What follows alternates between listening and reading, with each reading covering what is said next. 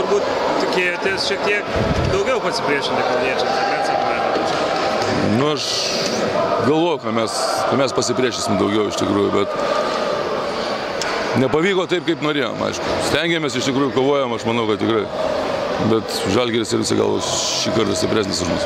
Šiandien turbūt ypač trūko Marius Prekevičiaus, o dar visą reikalą sugadino Gedimino Maceinos traumą. Jo, ypač tas momentas, kur reikėjo sužaisti protingiau, tai tikrai Marius labai trūko. Šiandien, ko gero, individualus meistriškumą atlėmė labai daug, nes momentais vienas prieš vieną Juventus krepšininkai pralaimėjo didžiąją dalį. Nu tai aš sakau, Žalgiris turi ne vieną, ne du žmonės, kiekvienoje pozicijoje po keletą žmonių ir jie aukštos klasės tikrai žaidėjai. Dviejų centrų tandemas šiandien turbūt ne pirmą, bet vieną iš nedaugelio kartų šį sezoną suveikė tikrai neblogai. Ir turbūt dėl to, kad ir tam kelnį vėlgi leidote du centrus. Nu tikrai žaidė, tikrai. Ir Vaidas, ir Aurimas, ypač gynyboje, kadangi reikėjo stabdyti jų centrus ir tikrai galingą tą priekinę liniją, tai šiandien palyginti tikrai susitvarkė. Treneri, aš žinau, kad jūs nekalbate apie teisėjimą niekada, bet šiandien iš pradžių niršo, po to juokėtės, paskui jau tiesiog vos ne balsų kvatojatės.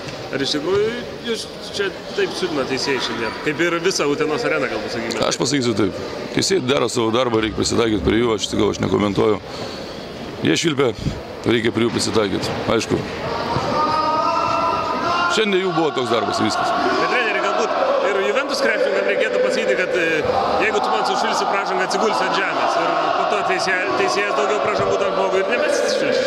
Ne, aš tikrai nekomentuosiu, nežinau tokių dalykų. Čia, aš sakau, kiekvienas turim daryti savo darbą. Teisėjai turi šilti, mes turim žaisti ir tai yra žmogiškai klysti ir aš manau, ten kažką tai veikti juos ar kažką daryti tai yra paprasčiausiai negarbingai, negražu. Treneri, trečiadienį prasideda mažasis finalas. Juventus Prienų Rūdupis, galbūt keletą žodžių apie būsimus varžovus ir kaip pats vertinate visą tą mažą seriją?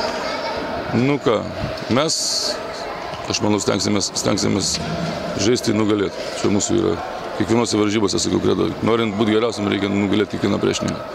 O kol kas mes nesiruošiam dar, iš tikrųjų, baigėm su Žalgiriu. Vieną dieną pailsėsim ir tada pradėsim ruoštis su Prienais.